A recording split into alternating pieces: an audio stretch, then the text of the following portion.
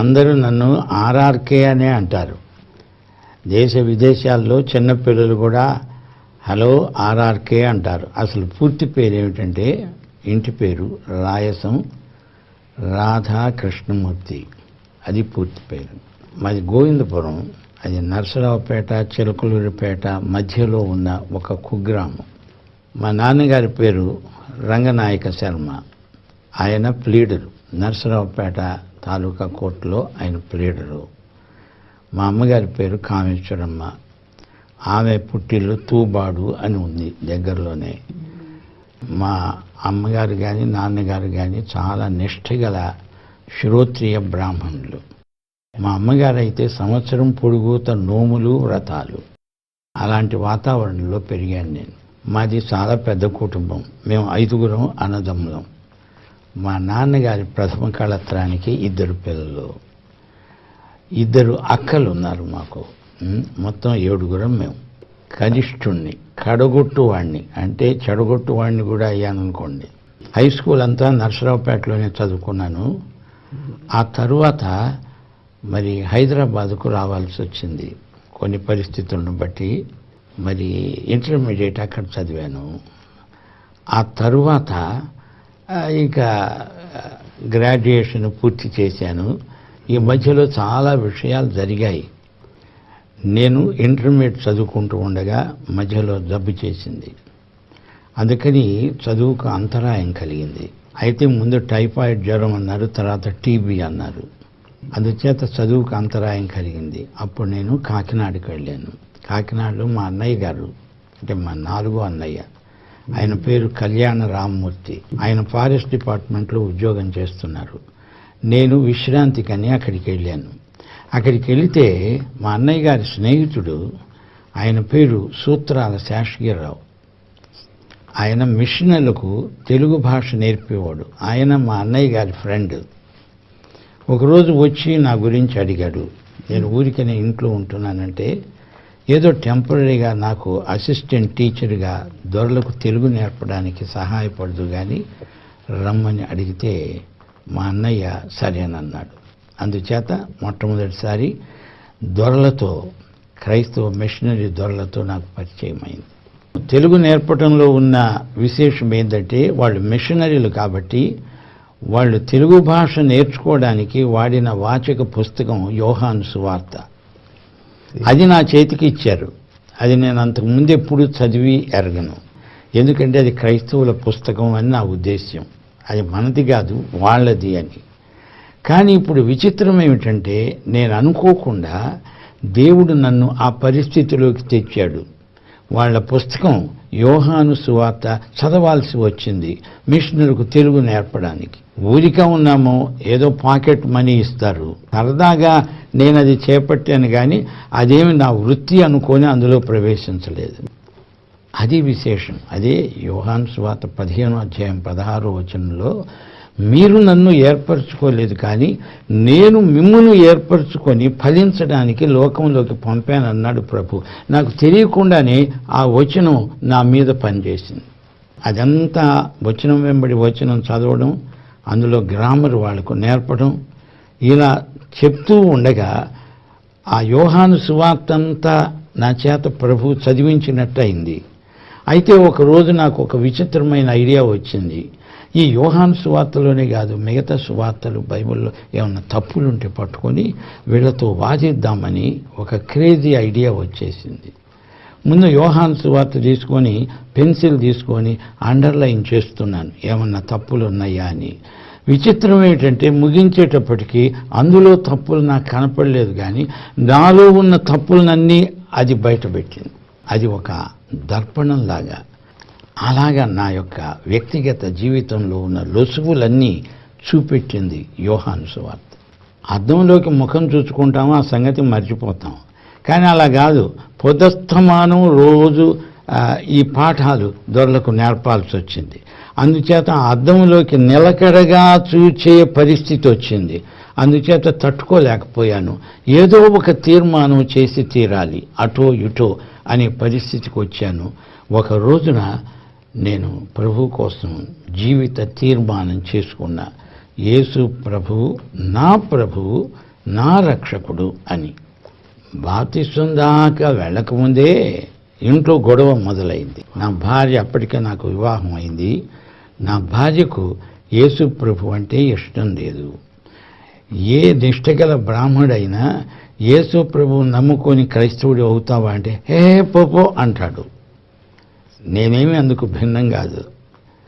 నిమ్న జాతుల దేవుడు నాకెందుకు అనే ఉద్దేశం ఉండేది. కానీ ఇప్పుడు అనిపించింది, కొన్ని రుజువులను బట్టి ఆయన అందరికీ ప్రభు. ఎవరు ఆయన్ను ఒప్పుకొని ఆయన శిష్యులు అవుతారో అది గొప్ప ఆశీర్వాదం. లోకమంతా నా మీద ఒత్తిడి తేవడం వేరు, నా భార్య నా మీద ఒత్తిడి తేవడం వేరు. భార్యాభర్తల మధ్య చాలా సన్నిహితమైన సంబంధం, అది చాలా డెలికేట్. నా భార్య టూత్ అండ్ నెయిల్ ఎంత వ్యతిరేకించిందంటే, యేసు ప్రభువుని వదిలిపెడతారా వదిలిపెట్టరా, లేకపోతే నేను మా పుట్టింటికి వెళ్ళిపోతాను అని గొడవ చేస్తోంది. కోపగించుకున్నానంటే కథ అడ్డం తిరుగుతుంది. బైబిల్లో ప్రభు ఏమంటున్నాడంటే, నిన్ను ఎవరన్నా దూషిస్తే ప్రతి దూషణ చేయొద్దు, ఎవరన్నా నిన్ను చెంప మీద కొడితే రెండో చెంప చూపు అన్నాడు ప్రభు. అంటే అర్థం ఏంటంటే, అవతల వ్యక్తి నిన్ను ఏమి చేసినా ఇంకా కొంచెం అలా చేయడానికి వాళ్ళకి అవకాశం ఇవ్వమని ప్రభు నాకు సలహా ఇస్తున్నాడు. నేను అలాగే చేశాను. నన్ను దూషించినప్పుడు ఇంకొక అవకాశం ఇచ్చాను దూషించడానికి. ఏమన్నా అంటే, నువ్వు దయచేసి పుట్టింటికి వెళ్ళొద్దు, నీ ఇష్టం, నీకు స్వేచ్ఛ ఉంది, నీ మనసులో ఏముందో చెప్పు, సాధ్యమైనంత వరకు నేను పరిష్కరించడానికి ప్రయత్నిస్తాను, కానీ యేసు ప్రభువును వదిలిపెట్టడం అనేది మాత్రం, అది మాత్రం కుదరదు అని స్పష్టంగా చెప్పాను. ఆ తీర్మానాన్ని బట్టి మా బంధువులందరూ నన్ను వెలేశారు. నా 30వ ఏట యేసు ప్రభువును అంగీకరించాను. యేసు ప్రభువును నమ్ముకోవడము అంటే కేవలము ఆయనకు నేను ఓటేయటం కాదు, ఆయనే నన్ను ఎన్నుకోవడం. ఆయన నన్ను ఏర్పరచుకొని ఆయన నాలో వచ్చి ఉంటానన్నాడు. అందుచేత ఆయన ఏమి పలికిస్తాడో, నా చేత ఏమి చేయిస్తాడో అదంతా ఆయన ప్లాన్ అని నేను నమ్మాను. అలాగే జరిగింది. నా భార్య అంత వ్యతిరేకిస్తూ కూడా నన్ను వదిలిపెట్టి వెళ్ళలేదు. నన్ను కవ్విస్తోంది, కానీ నన్ను వదిలిపెట్టి వెళ్ళలేదు. బంధువులు వచ్చి ఒక పెద్ద కాన్ఫరెన్స్ పెట్టారు ఒకసారి. అందులో వాళ్ళు అన్నది ఏంటంటే, నీకేం కావాలో అడుగు, ఏదైనా ఇస్తాం, డబ్బు కావాలా, ఏం కావాలి, కానీ నువ్వు యేసు ప్రభువును వదిలిపెట్టు అంటే నేనన్నాను, వడ్ల గింజను దంచితే బియ్యపు గింజ అవుతుంది, మళ్ళీ బియ్యపు గింజ వడ్ల గింజ అవుతుందా, అది కుదరదు అన్నా. అంటే వాళ్ళు అన్నారు, అమ్మాయి ఇక ఈయనతో లాభం లేదు, ఈయనకు యేసు పిచ్చి పట్టింది, సామాన్ సర్దుకో వెళ్ళిపోదామంటే ఆమె ఏమన్నదంటే, భలేవారు, నేను ఆయన వదిలిపెట్టి ఎలా వస్తాను, మీ తెలివితేటలు బయటపడ్డాయి, ఆయన మారుస్తారు మళ్ళా మన సాంప్రదాయంలోకి అనుకున్నాను, మీరు ఫెయిల్ అయిపోయారు, అది ఒప్పుకొని దయచేసి వెళ్ళిపోండి, మా గొడవ మేము పడతామని చెప్పింది. ఎంత ప్రయత్నించినా సాధ్యపడలేదు. చివరికి ఆమె చేతులు ఎత్తేసింది. ఇక నేను యేసు ప్రభువుని నమ్ముకుంటున్నాను, నన్ను క్షమించండి, మిమ్మల్ని చాలా వ్యతిరేకించాను, మన సాంప్రదాయాలన్నా సంస్కృతి అన్నా నాకు అంత ఇష్టం, కానీ ఇప్పుడు ఏమనిపిస్తోందంటే, మీరు నమ్ముకున్న దేవుడు, మీరు నా భర్త కాబట్టి ఆయన నాకు కూడా దేవుడు, మీరు ఎలా నమ్ముకున్నారో చూస్తే నాకు ఆశ్చర్యం అవుతోంది. అందుచేత మనకు యేసు ప్రభు కావాలి, కానీ యేసు ప్రభు పేరట చలామణిలో ఉన్న మతం మాకొద్దు అని మేమిద్దరం కలిసి ఆ రోజు తీర్మానం చేసుకున్నాం. మతాతీతమైన, కులాతీతమైన ఒక అద్భుతమైన సంబంధంలో ప్రవేశించాము. అదే అప్పటి నుంచి ఇప్పటిదాకా ప్రకటిస్తున్నాం. అప్పటి నుంచి ఆమె నాకు ఎంత మంచి భార్య అయిందంటే, వ్యతిరేకత అనేది బొత్తిగా లేదు. నేను ఏది చెప్పినా అలాగేనండి అనడం. ఇప్పుడు ఇంత పెద్దవాళ్ళం అయ్యామా, ఇప్పుడు ఏదైనా మీటింగ్కి వెళ్ళాలంటే నన్ను ఏ చీర కట్టుకోమంటారని నన్ను అడుగుతోంది. అంత అన్యోన్యం అయిపోయాం అన్నమాట. నాకు చెప్పకుండా ఆమె ఏది చెయ్యదు. ₹1 కూడా ఉన్నదంటే అది నాకు చెప్తుంది. నేను అనుకుంటాను, అసలు నాకు మొదట పెళ్ళైనప్పుడు ఆ పెళ్లి వేరు, తర్వాత యేసు ప్రభువును మేమిద్దరం నమ్ముకున్న తర్వాత ప్రభు మాకు మళ్ళా పెళ్లి చేసి, మళ్ళా పెళ్ళి అంటే ఇంకొకరిని పెళ్ళాడడం కాదు, అది మా యొక్క వివాహాన్ని క్రిస్టియనైజ్ చేశాడు. మళ్ళా స్టూడియోకి వెళ్ళి వేషం వేసి మళ్ళీ పాత్ర పెట్టి పెళ్లి చేసుకోక్కర్లా, ప్రభువే చేశాడు. పరిశుద్ధాత్మే మళ్ళా మాకు కొత్త ధనాన్ని ఇచ్చాడు. అప్పటి నుంచి కూడా మేము ఏది చేయాల్సి వచ్చినా ఆయనతో సంప్రదించి చేస్తాం, లేకపోతే అది చేయమంతే. ఎంతో డబ్బు వచ్చే అవకాశాలు ఉన్నాయి. చాలామంది మిషనరీ తెలుసు, మరి అడుక్కుంటే బోలెడంత జోలి నిండుతుంది, కానీ ఆ జోలి మాకు లేదు. కొంతమంది ఆ జోలి మీద విశ్వాసం అని రాసుకొని ప్రతి ఒక్కరి దగ్గరికి వెళ్ళి అయ్యా విశ్వాసం అంటారు, జోలిని చూపుతారు. ఆ జోలి మాకు లేదు, దాని జోలికి మేము వెళ్ళాం. హెన్రీ క్రాన్ అని ఒక గొప్ప బైబిల్ స్కాలర్ ఉన్నాడు. ఆయన యొక్క వ్యక్తిగత జీవితపు ప్రభావం నా మీద ఎక్కువగా పడింది. ఆయన నాతో 5-6 సంవత్సరాలు కలిసి బైబిల్ అధ్యయనం చేశాడు. ఆయన ప్రతిరోజు చెప్పేవాడు, మూర్తి, ఎప్పుడైనా నీవు యేసును ఒక మతంగా మార్చావో నీ మీదకి గొప్ప శిక్ష వస్తుంది. అంటే అర్థం ఏంటంటే యేసు ప్రభు యొక్క ప్రబోధాలు తీసుకొని యేసు ప్రభువును దూరంగా పెట్టడమే క్రైస్తవ మత లక్షణం. ఈ రోజున క్రీస్తు వ్యక్తిగతంగా వాళ్ళకు పట్టదు, బోధ ముఖ్యం. బైబిలు అంటారు, అదొక పుస్తకం అయిపోయింది. కానీ వ్యక్తిగతంగా యేసు ప్రభువుకు వీరికి ఉన్న సంబంధం చాలా బలహీనమైంది. ఈ రోజున మనుషులకు మస్కా పెట్టడం, ఎక్కడ డబ్బు వస్తుందా, అమెరికా తట్టు నా కన్నులు ఎత్తుచున్నాను, నాకు సాయం అక్కడ నుండి వచ్చును అని బైబిల్ను కూడా మార్చేశారు మనవాళ్ళు. మొదటి నుంచి కూడా నేను దాన్ని వ్యతిరేకిస్తున్నాను. చాలామంది మిషన్లు వచ్చి మూర్తి నీకేం కావాలని అడిగితే నాకు మీరు కావాలి, మీ సహవాసం కావాలి అన్నాను, కానీ $1 కూడా నాకు కావాలని అడగలేదు. మనోళ్ళు ఏంటంటే అమెరికాకు పోతే అక్కడ చెట్లకు డాలర్లు పండును, అవి కోసుకొని వద్దాం అనుకున్నాను. నేను అలా ఎప్పటికీ అనుకోలే. దేవుని యొక్క మహాకృప అది. మన పూర్వీకులు పురాణాలు చెప్పారు, ఎప్పుడు పుస్తకం ముందు పెట్టుకొని చెప్పేవాళ్ళు. కానీ దేవుడు నాకు ఇచ్చిన ప్రత్యక్షం ఏమిటంటే దేవుని యొక్క విధానము ఓరల్ టీచింగ్, అంతేగాని బుక్కిష్ టీచింగ్ కాదు. అందుకని దేవుడు నాకు రేడియోని తెచ్చి ముందు పెట్టాడు. ఆ రేడియోలో కూడా ఈ బైబిల్ పుస్తక భాష, నేను దాన్ని వ్యతిరేకించాను. అందుకని ప్రజాభాషలోకి నేను స్వంతగా అనువదించుకొని అలాగా మాట్లాడాను. అందుచేత చదువు రాని వాళ్ళు కూడా యేసు ప్రభు ఎవరో తెలుసుకోగలిగారు. అందుచేత నా యొక్క జీవితం అంతా కూడా పుస్తక భాషనే మాట్లాడను. ప్రజల కోసం ఆయన వచ్చాడు, కానీ అందులో గొప్ప ధనికుల కోసం, గొప్ప పండితుల కోసం రాలేదు. యేసు ప్రభు వడ్రంగి పనిచేశాడు. ఆలోచించండి, వాళ్ళు అర్థం చేసుకోవాలి. ఈ రోజున బైబిల్ పాండిత్యంతో మన వాళ్ళ బుర్రలు వ్యాకోచిస్తున్నాయి. మాట్లాడితే 1 పేతురు 2వ అధ్యాయం అనగానే ఎవడో వచ్చి 1 పేతురు 2వ పేతురుకి ఏమవుతాడు రా అని అడుగుతున్నాడు. ఇలాంటి గందరగోళంలో దేవుడు నన్ను ప్రత్యేకంగా నిలవపెట్టాడు. అది ప్రభు ఉద్దేశ్యం. అందరూ కూడా చదవాలి అంటే గవర్నమెంట్ వాళ్ళు వయోజన విద్యా క్లాసులు పెడతారు. అది కాదు మన పని. అందరూ చదవాలని కాదు ప్రశ్న, అందరూ యేసు ప్రభువును నమ్మాలి అని. యేసు ప్రభువును నమ్మడానికి చదవాలి అని ఎక్కడుంది? వినుట చేత విశ్వాసము కలుగుననుందా, చదువుట చేత విశ్వాసము కలుగుననుందా? వినాలి అంటే మనం చెప్పాలి, తల్లులు చెప్పాలి, పిల్లలు వినాలి, ఉగ్గు పాలతో రంగరించిపోయాలి. అది నా యొక్క ధ్యేయం, దేవుడు నాకు ఇచ్చిన దర్శనం. ఇందులో నా మెరిట్ ఏమీ లేదు. దేవుడు నన్ను అలా పట్టుకున్నాడు. ఒక సాంప్రదాయిక బ్రాహ్మణ కుటుంబంలో పుట్టిన నాకు ఈ క్రైస్తవ మతానికి సంబంధం ఏమిటి? ఊరి బయట ఉన్నవాళ్ళు అని అనుకున్నాము. కానీ ప్రభు నాకు చూపింది ఏమిటంటే తప్పది. యేసు అందరి కోసం, యేసు అందరికీ ప్రభు. అందుచేత మీరు యేసు ప్రభువును మతంగా మారుస్తున్నారు. ఆయన యొక్క సమృద్ధి జీవాన్ని, ఆయన యొక్క అద్భుతమైన కృపను పొందడానికి ప్రతి ఒక్కడు అర్హుడే. మా ఇంట్లో అందరూ కవులే.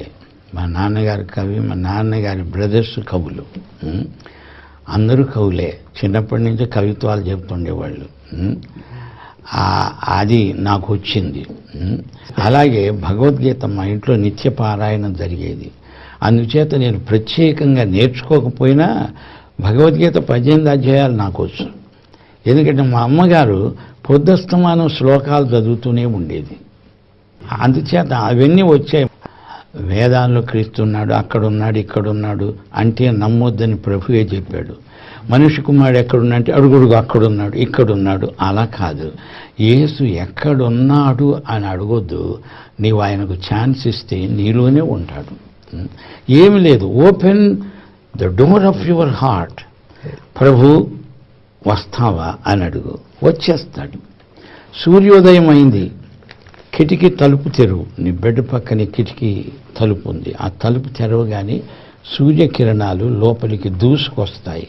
అలాగే యేసు ప్రభు కూడా ప్రతి ఒక్కరి హృదయంలోకి వచ్చి నివాసం ఉండే దేవుడు కానీ గుళ్ళు కట్టించుకొని భజనలు చేయమని చెక్క భజనల దేవుడు కాదు యేసు ప్రభు. హృదయాన్ని ఇవ్వక ముందు కొంచెం తేడా ఉంది. మన హృదయం డర్టీ హృదయం. ముందు ఆయన రక్తం చేత కడుక్కొని అప్పుడు ప్రభు రా స్వాగతం అనాలి. అంతేగాని అడ్డగోలుగా నీ హృదయము ప్రభుకిమ్ము అని పాట పాడతారు బోధకులు. ఆ హృదయం ఒక పెద్ద సెప్టిక్ ట్యాంక్ లాంటిది, దరిద్రపు కంపు. ఈ మధ్య గోడల మీద రాస్తుంటారు చూడండి, నిండినదా అని. బాగానే నిండి ఉన్నాయి ఇవి. అంత క్లీన్ చేసుకొని అందులోకి యేసు ప్రభువును రమ్మంటే అది అందరికీ ఆశీర్వాదం. నా జీవితంలోని చివరి మినిట్ వరకు యేసు ప్రభు శిలువ మీద చనిపోతూ కూడా సువార్త చెప్పాడు. నా కోరిక ఏమిటంటే అలాగే నేను ప్రభు దగ్గరికి వెళ్ళిపోయే మినిట్లో కూడా సువార్త చెప్తూ ప్రభు దగ్గరికి వెళ్ళిపోతే నా ఆశ ఏమిటంటే ప్రభు నన్ను మెచ్చుకుంటాడు. అంతే.